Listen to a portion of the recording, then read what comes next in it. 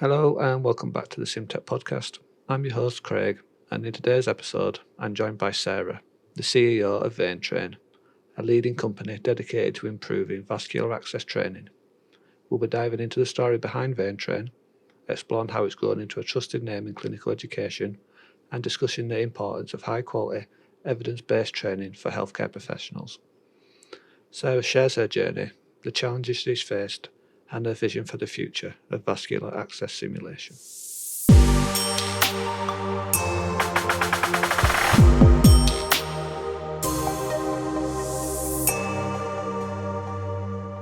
Hello and welcome back to another episode of the SimTech podcast, and we are going to have a little look at our supplier showcase. And I haven't done one of these for a while now, so I think I'm running out of suppliers, but got to keep my ears to the ground on social media, and that's when I've come across our guest today.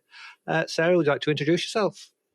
Hi, yes, thank you very much, Craig, and thanks very much for inviting me along. I haven't done one either for a while. Yeah, No. So I'm Sarah Phillips, and I'm the founder of VeinTrain. I'm a published author, worked in central London, where all this began. I'll go into that, but and I'm also a leadership consultant as well, so masters in systems, psychodynamic stuff, and it all kind of fits into this product, really. Yeah, well, yes, that's a hell of a title. So you must be extremely busy. So thank you for taking time to come to talk to us today. All right, so Sarah, who are you? I know that's a difficult question to ask, but what is Sarah? What kind of person are you?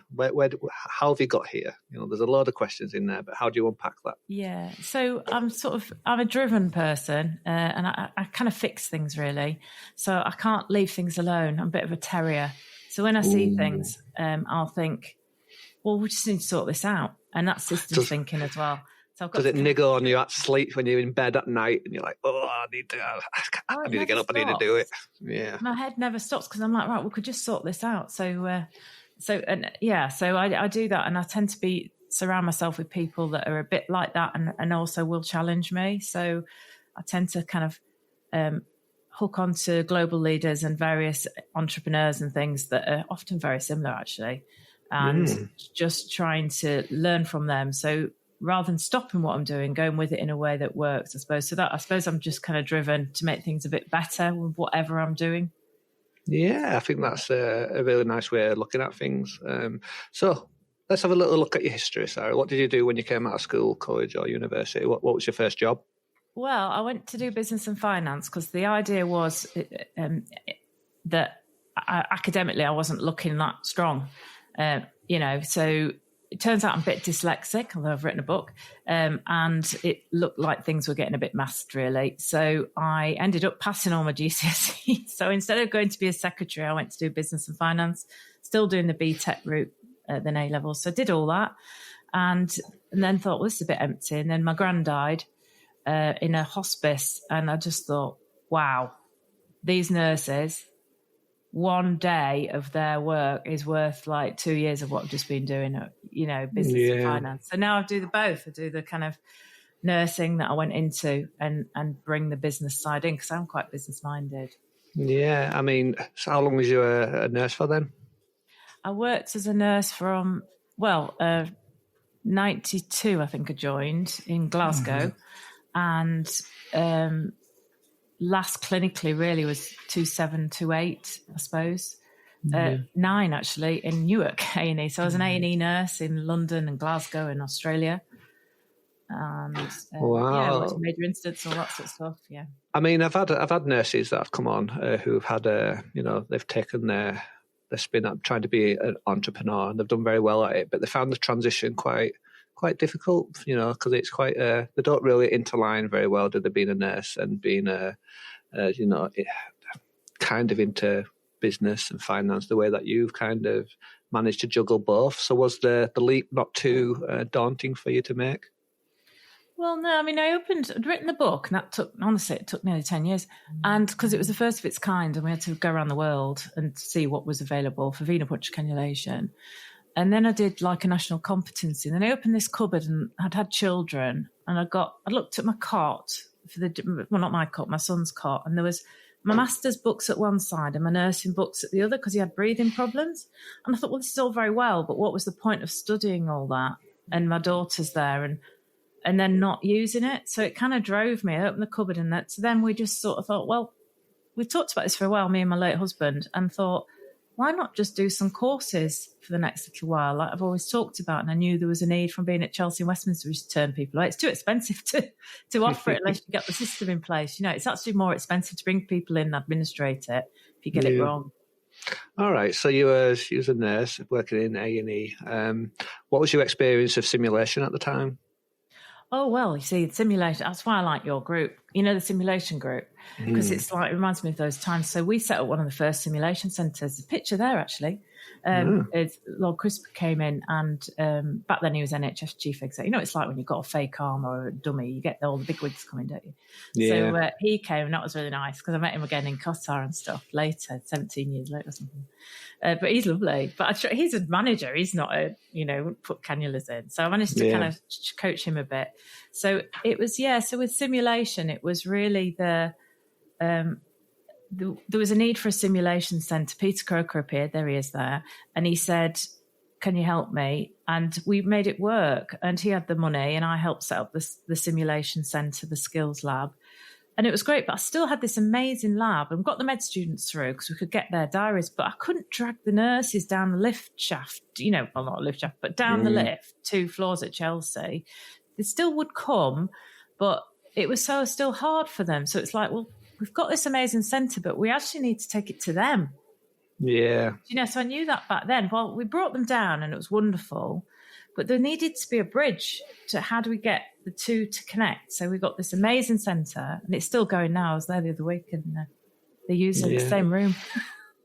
It's funny you say that about nurses because I find the same. So we have obviously I work in a simulation centre and the nurses that come, they don't really want to come because, it's just training to them into, they want to be a nurse, they want to be seeing patients. So then we try to take simulation to them. So we try to do it in situ. So we take the simulation centre and some cameras and stuff and then they're always too busy to come. And a little part of me thinks, maybe they don't like simulation that much because, they've got cameras and microphones and essential. We try to create this safe space for them where, but ultimately they're going to be watched by their peers. They might be judged and criticised. It can be quite a daunting experience, can't it, for them? And then, but we're a weird bunch. We like simulation, so we're simulation enthusiasts. And we just I never get my head around it. Like, why don't they like this? Why don't they like going in? But most people, they don't like it, I've got to say. And I think you're right, nurses particularly. So I was there when it all came about. Prof Mays, I think it was. He was all setting it all up from America. I think it was his name. But we did the low fidelity, see. So next door was the high fidelity. And sometimes it could feel what we'd say persecutory at the TAVI. So kind of like a bit attacking and a bit exposing. And I could see them shrinking away. So that my skills lab bit didn't have cameras. It would now. Because everyone's on Zoom and stuff, but we didn't have cameras and we didn't have all that. And then I ended up getting a screen and stuff that I could watch them while they were working. I learned loads just while I was working. My trainers were leading. I'd be watching them all because you'd learn so much, don't you, watching when you're doing simulation. Yeah. So it was always about how do we get rid of this tension? How do we get them to come in? How do we get them comfortable with the cameras? But the pandemic helped with that because they all got online. Yeah, so that's helped. Has it not helped you then? I found it helped them be much more comfortable. But the vein, that's why that vein, we'll come back to that, but the vein system that I did, the flat pack, goes to them. And it's so simple, which actually causes me trouble in the end because people are not paying that for cardboard box. But it's essentially so simple to get rid of those barriers and that feeling of fear and this complicated. Your simulators talk and just about move about, don't they? They're really fancy ones. They're getting there. Before God, give it a couple of years, AI is going to be taking over these robots and they're going to be replacing everybody anyway. I know. It's mad. Sarah, we're going to chat all day, I can tell, but we really need to come to the point. All right. So you got to how did this idea to come about in your from being a nurse to making that leap to being a CEO? Well, I mean, I'd done corporate nursing. I'd done business really with setting up the Sim Centre, doing projects, transformation projects, taking people from 40% competency to 98% competency. And, you have the scars on your back for these things and they never go. So then I did the masters to understand, well, what helps change? How do we change these organisations? Because that was really hard. But my boss had done my masters and it made it always easier. So it's that transition of, okay, well, then what do we do? Well, actually what we need is a system. We don't just want to sell a product or a course or a unit or a widget. We need something that goes around that, which is why I've moved into and I became this sort of CEO. Well, I became a CEO, and because it's what I can do naturally, my skill set. I'm good at the leadership and holding the organisation and containment and all that stuff. But I'm more of the visionary. I'm not the best at the admin side. It was being able to do that. But really, I mean, I suppose what happened was a bigger trigger was sadly my husband died suddenly, so I couldn't go back into corporate nursing. It wasn't going to be an option. My kids were 2 and 5. It wasn't an option. Whereas this allowed, we looked for 3 weeks at everything. I've got loads of degrees and all that. What should we do to the best outcome? There's actually going to be a barmaid instead of a nurse, because I'd actually be better off being a barmaid than a nurse. So in the end, it was like, well, let's try this. And I gave it a kick. And we got one of our first contracts, which was NHS Direct, a decent sized contract. Once I'd got offices and skills lab set up in situ and stuff. Yeah. And then we had Guys and Tommies. And each time we've had things, we've grown and I've reinvested. So I think the skill set of clinical works really well, but I know why they get nervous. And that's what their Halo system that I'll come back to is doing. So we put a system around them so they don't have to be business people. The system will, then we get their expertise. I want their expertise, and all the simulators. Want to work with them because they're really innovative, aren't they? They come up with like ideas on that chat room about, could do this and that, and that's exactly what the flat pack does. It's like, right, what's it doing next? What can we do with this now? You're right. I was having as all good podcasters will do, a little bit of research and having a little look, and a box, a simple idea. It almost it reminded me of a box of gloves. That's what it reminded me of. I know I feel like we're jumping the gun a little bit. We're going into products too soon. All right. So tell me what VeinTrain is. If no one's ever heard of it before, what is it? It is an idea, but what, if you're just like an alien comes to the planet, how would you describe it to them? Well, it takes what is a complicated system to get people round and arm. It's very simple, isn't it? Very quick. You get the blood off in 30 seconds to 2 minutes, but it takes a full day of training. So we're taking what was face-to-face training, really expensive training that doesn't always work so well because then they don't go back and practice it. We're literally taking the skills lab to them with the vein system, the flat pack vein, and we're putting it into multi-platform solutions. So there's the vein is always the core, and then it's that QR code and what it links to the book, the decades of experience, my networks. When I'm on the sim webs, it's like listening to everybody, really making that available for them. What works in Guy's and St Thomas's, whilst we didn't have the vein system, then what works there works in Doha, works in Afghanistan, works in Central African Republic, works in South Africa. It should be the same everywhere, shouldn't it? So everyone has the same veins, don't they? That's the thing, The veins don't discriminate, do they? Everyone's kind of got the same ones in the same place. Exactly. It's universal. 69% failure rate. So people have basically got a license to go in and hack away at people's veins, and it's like we can just change it so simply. I've got to say, I was the same. So I was a medic in the army for a long time, and I wasn't very good at cannulation. I can't hold my hand up saying that now. But when I look back, whenever I was cannulating someone, I was not in the perfect environment. Most of the time my casualties are on the floor. I've been running. I've got helmets on. I've got gloves. I was sweating. Heart rates are up. Trying to cannulate someone in that kind of environment was really difficult, But if I remember back to my training, there wasn't a great deal there for me. Knowing what I know now, you see the cannulation arms, but they're thousands of pounds. They're really difficult. They get clogged up, and then they kind of break, and that's the end of it, because you'd have to either replace it or repair it. But your idea was, we went down a different route, didn't we? And as we kind of alluded to already, it's quite. Is it fair to say it's a low fidelity kind of solution? Ultra low fidelity. Yeah, and I say that with tongue in cheek, because sometimes people misinterpret it. Fidelity. Low fidelity can sometimes equal low quality or poor training, can't it? But that's not always the case, is it? No, with this one, we're powering it up behind that QR, really. Well, it's just, we load up the vein, I call it. So we're loading it up. So all that stuff goes onto that. We're not focusing on the sim kit, really. What we are, but it's like we're focusing on the practical application. And like you were saying, these sim arms that £1,000, even the cheaper ones have gone up to £450. We used to get them for about £250.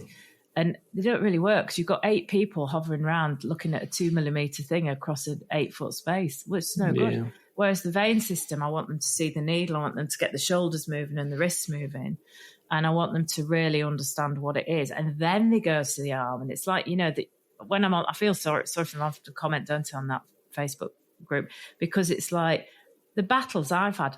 Red walls, you take the skin off, you take the arms off. It takes ages to do it. You've got to have your muscles all strong to redo your skin and your veins. And then you've got it all going. We had 6 at the skills lab in the top, the top ones, the £1,500 ones. We had 6 of those. Yeah. And that was brilliant.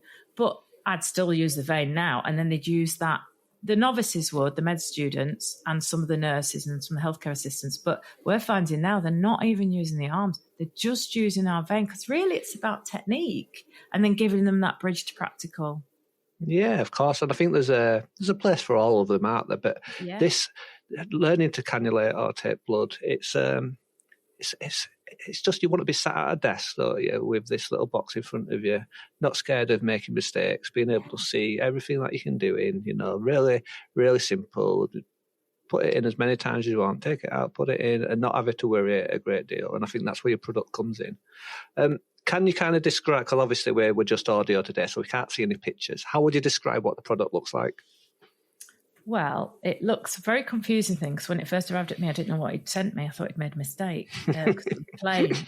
I asked for a box for the vein to go in, a plastic vein, a very, very simple tube, bit of foam, was going to get it manufactured. And this box came back, and I went, once I realised, oh, that's it. So what it is it's a simulator that flat packs. So it is a box. So he was a box manufacturer. He's like, well, we just use the box. So that's where that bit came from, that next level. So then I thought, well, we'll use this. So we flat pack the vein down. It pops up.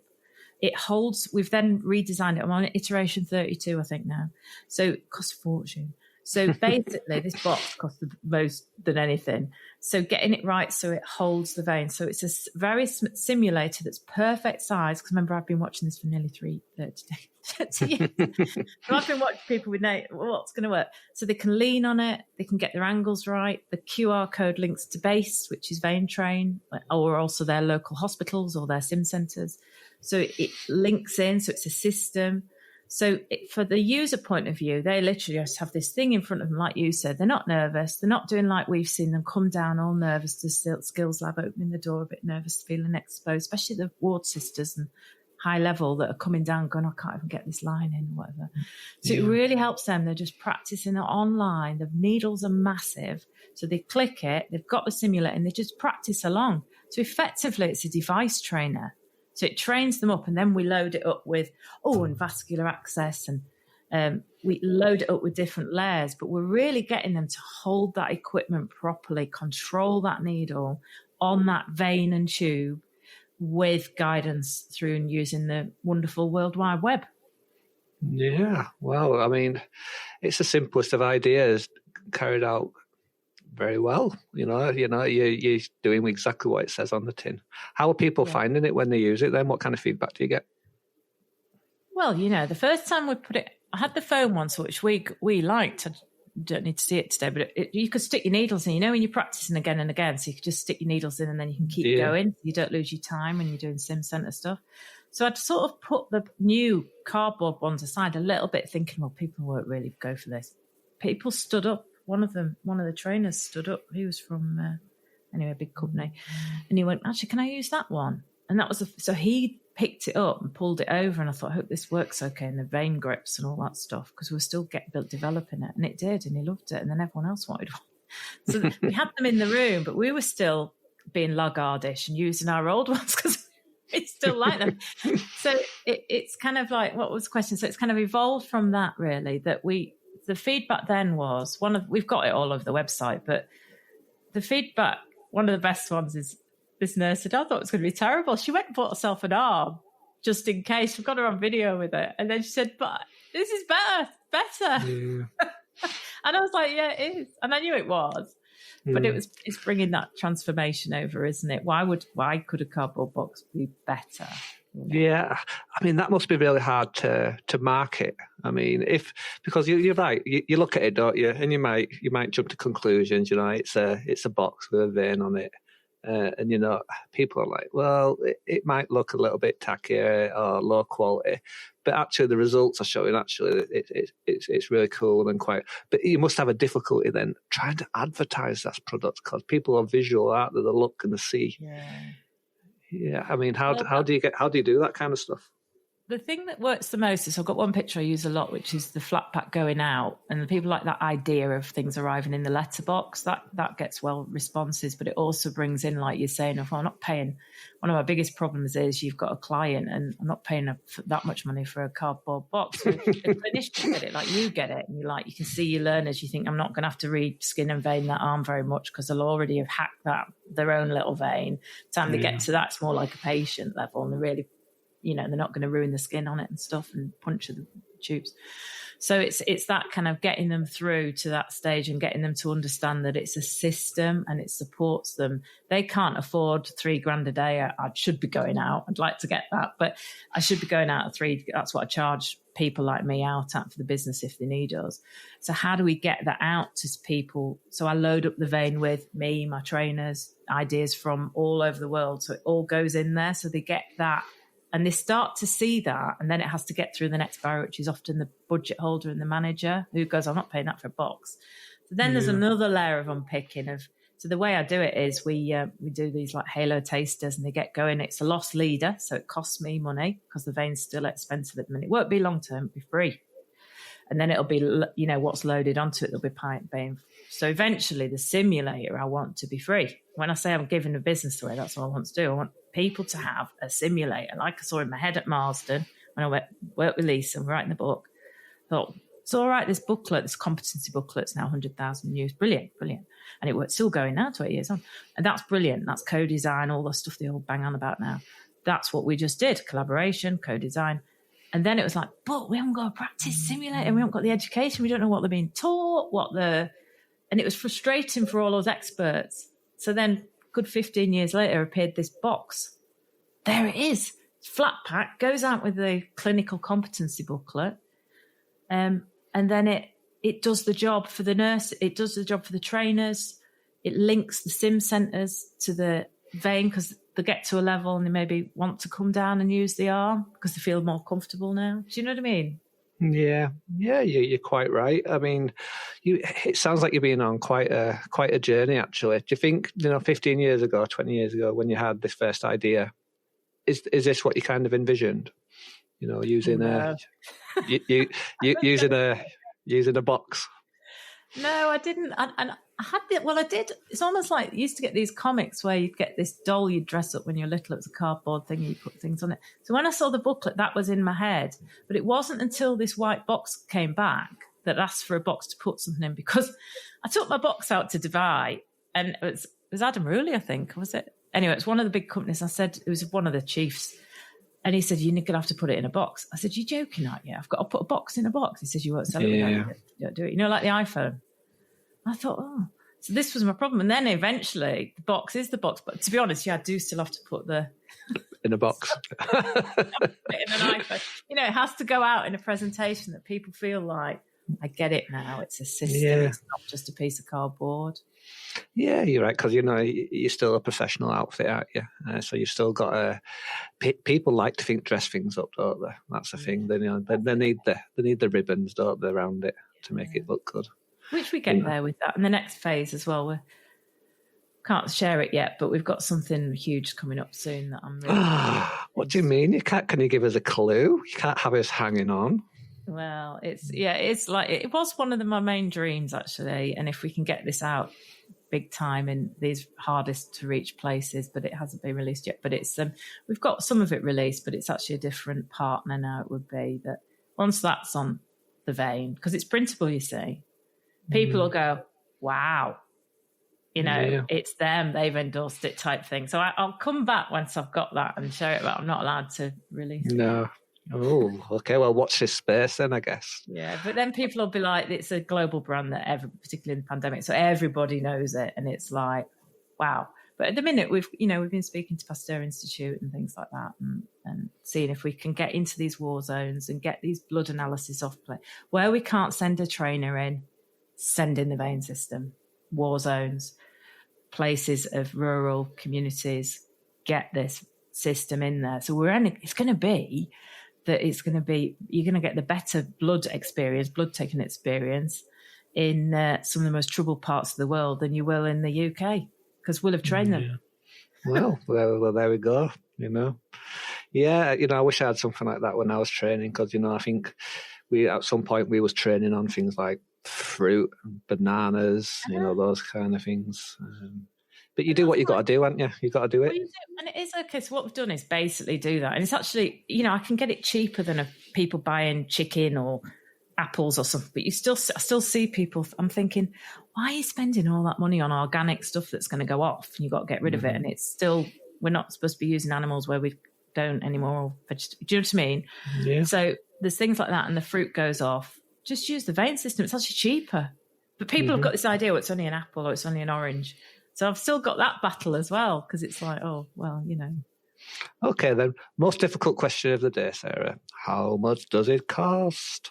Oh, yeah. Well, it goes out in systems. So basically the vein unit itself, so it's quite complicated. So the vein unit itself goes out at £35 each, just for the vein and the videos. And that's all we had when we went to Doha, Qatar, when we won the showcase. And then we load it up. So as it comes loaded, it comes with e-learning. And so we've now got the e-vein and the i-vein. The e-vein is what you would buy. Joe Blogs just logs on, buys the box, and we've got that going out at $99 with the box and the e-learning included. So they're all done for $99. And we're actually finding people are not needing the live coaching. The system, the online skills lab element is doing it for them. Not for everyone, but for dental nurses, they're not. And they're paying for live coaching support. I phone them up and go, is it not working? They're not needing it. So the 99 unit is working. And we sometimes do deals on those, but not very often. We're not a deal company. But what I do is where I've got a big order coming in, I'll pass it on to my customers quickly. I've got a big order coming in, I'll pass those savings on. So it's about 99. Now the vein itself is 10 units for 26. So it's about getting the packages that's right. So it's built for scale. So it's kind of modular. What I want is a £20 a unit cost per unit, per learner at scale, really. Yeah. And they're trained. I mean, that's amazing. I find that people just maybe want the unit itself and not really interested in anything else because they have an instructor or, it's an organisation that, they want to just use it as a classroom aid, anything like that. Yeah, and we do that. And we had, so it's almost like we'd load up the system with so the system was 100% veins for all the staff. And then we'd do 40% of e-learning from us because we'd need that. And then the 60% would either be the online or just the videos for your doctors moving around trust who just want a quick 60-second video, and that's just the vein. So what we do is, that's why it works really well at scale. We can kind of do, right, you have that does everything. You have that does a bit of it, which we now call the eye vein, and you have that that's just the vein, and that flushes through everything. So everybody is touched by it. So the 60-second video prompts the person that thinks they know more than they do to go, oh, I don't know. Why is she doing that? Why is he doing that? And then they'll get the vein out, which is a curious looking thing. So they see it around the walls and go, what's that? And then they start playing around with it and go, oh, that's quite good. Oh, well, I wouldn't do it like that. Why is she doing that? And then they realise and then they go up to the 4-minute video. So that's cheap and cheerful. So that goes out. But then we need to train people. And actually the key thing is the savings. So what is a £200 course is going out, is reaching people on average about £20 to £30 each.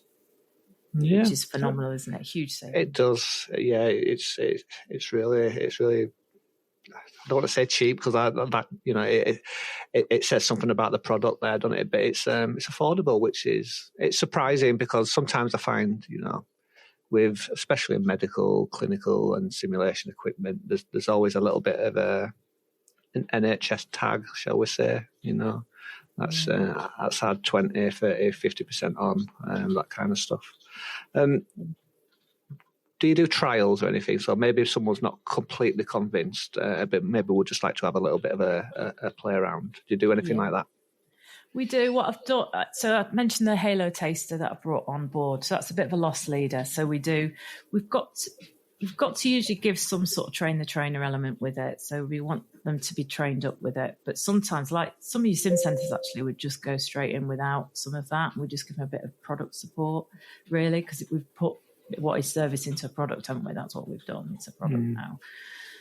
So we'd package it in, get a Halo, come on the Halo taster, not a Halo program.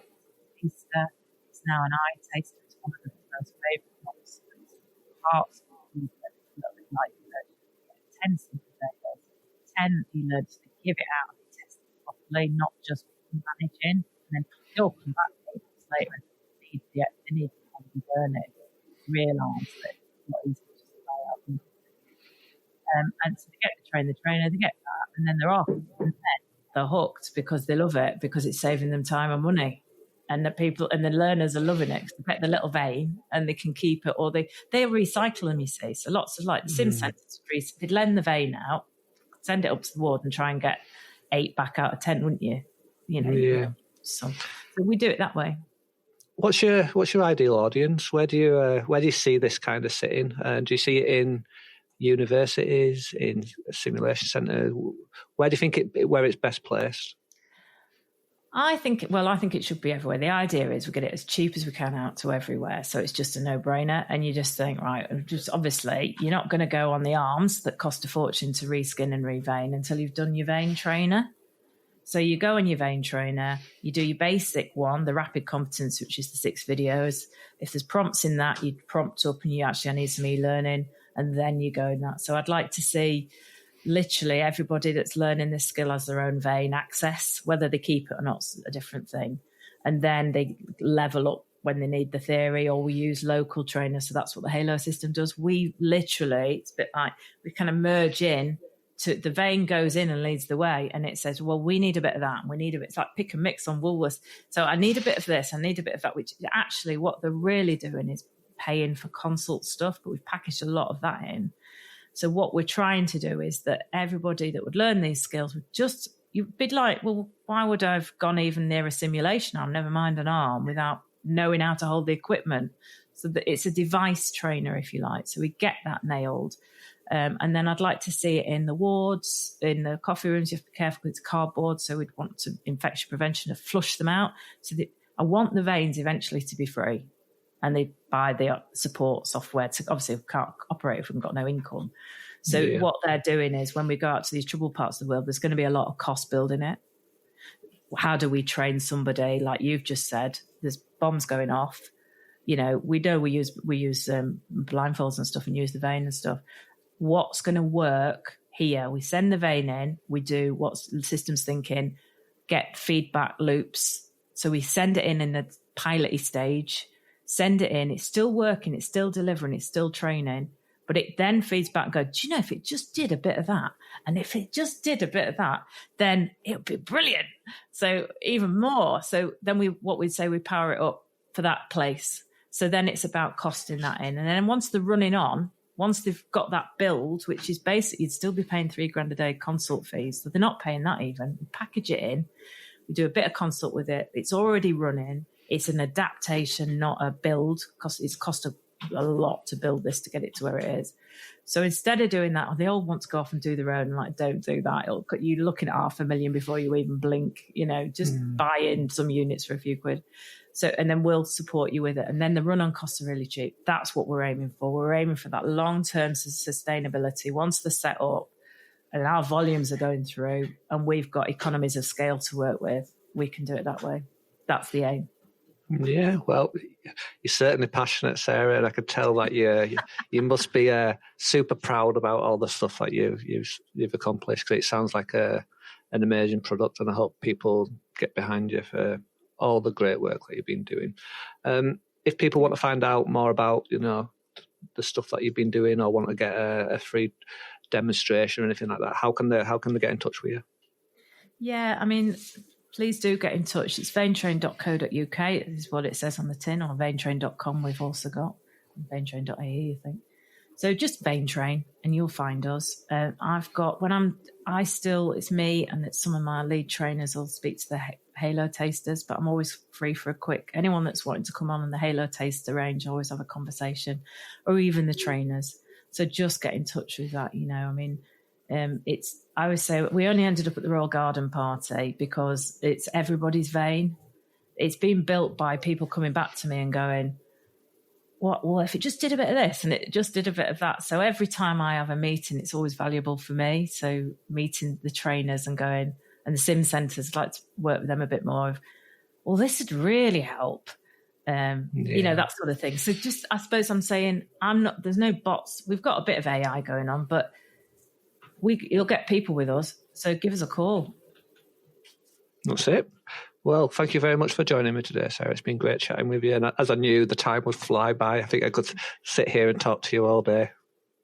Well, certainly. I mean, it's lovely, and I'd love to hear more about I'm dying to talk to you now about what was going on in the field, because it's one of the things that we bring in. So, the blindfolding. But thank you very much for your time, and really kind of you to have me on, and hopefully we can get people to know about us a bit more and give us a call and get involved. Yeah, well, like you say, I'll put all your contact information in the description, or if people just want to reach out to me, I'll pass your details along. All right, Sarah, well, thank you very much. Have a nice day. And that wraps up this episode of the SimTech Podcast. A big thank you to Sarah from VeinTrain for joining us and giving us a deeper look into the world of vascular access training and simulation. If you'd like to contact with VeinTrain or find out more about their work, check out the details in the show notes. And don't forget, you can follow us on the SimTech Podcast and add us to your favourite platform so you never miss an episode. Until next time, thanks for listening.